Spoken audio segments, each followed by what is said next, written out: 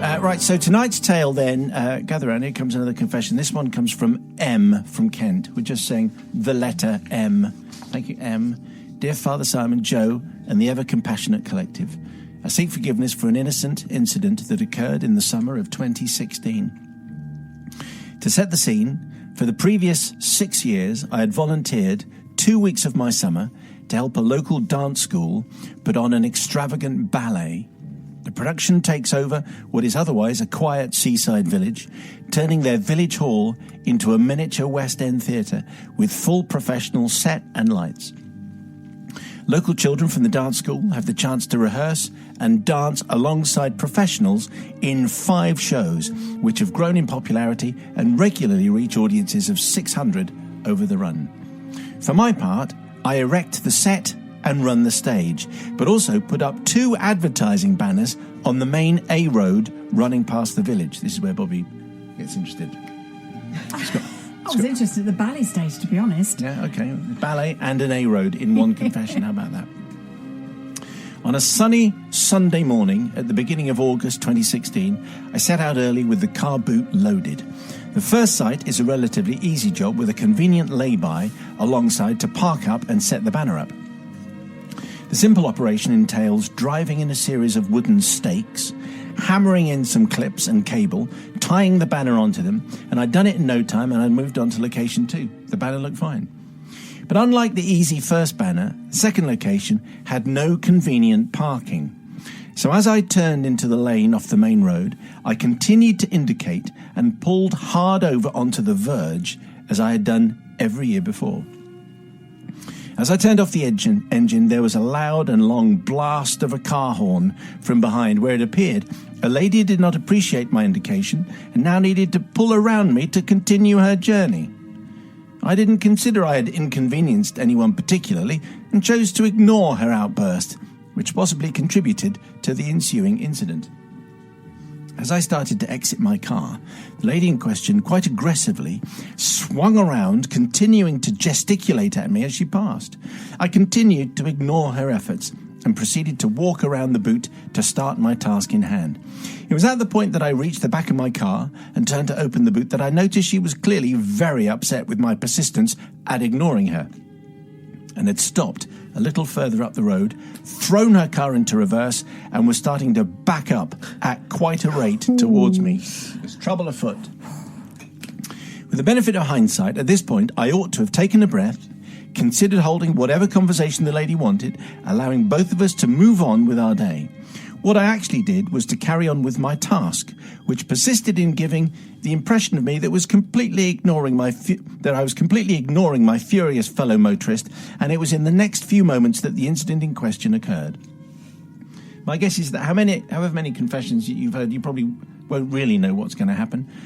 As she screeched to a halt, released her seatbelt, and began to exit her vehicle, I emerged from the rear of my car, out of the screen of the now raised boot, holding a sledgehammer in one hand and a 5-foot wooden stake in the other.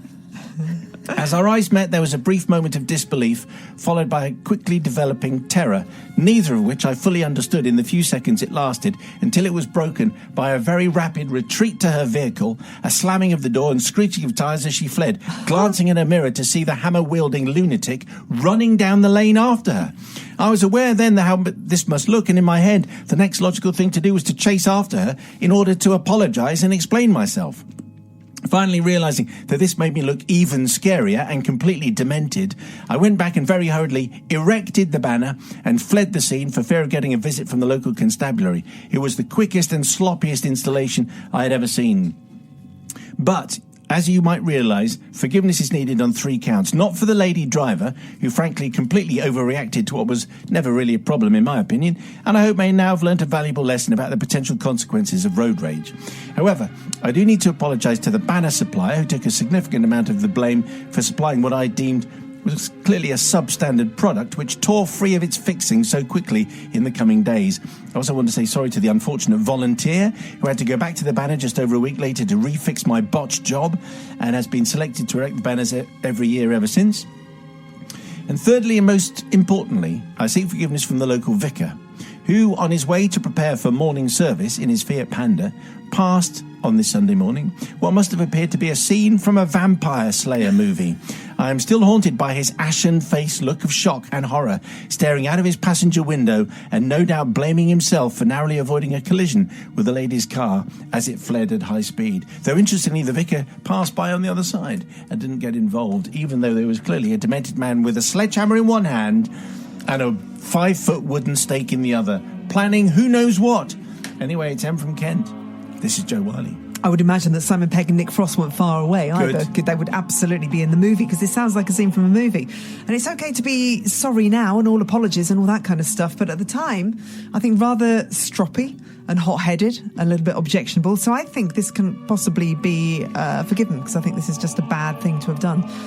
And to have scared this woman to death almost. So no, not forgiven. Well, I think she was making quite a thing about it, don't you? She sounds like the kind of motorist who was just getting a little bit difficult. I think they were both being very difficult. Oh, okay, fair enough. Bobby has a judgmental face. No, well, the thing is, I was just trying Not to think... normally, but she has one on now. It seems that you did the right things. You indicated. What I think happened is she assumed you were going to do something different. And as you went and parked up on the verge, it probably caused her to be, I don't know, cross or whatever, or annoyed with you, when actually it was her fault for not actually taking in what was happening in front of her, because she assumed you were going to do something else. So she's cross with you when she didn't need to. But also, if you'd have turned and spoken to her and sorted it out, it probably wouldn't have led to the kind of big reverse and the big dramatic gestures. So why didn't you listen to her? So she's bad for getting cross with you, but you're equally bad for not listening to her. You just ignored her. No one likes to be ignored. It's rude. So I think I'm not going to forgive you because you ignored her. And you wielded a sledgehammer and a stake.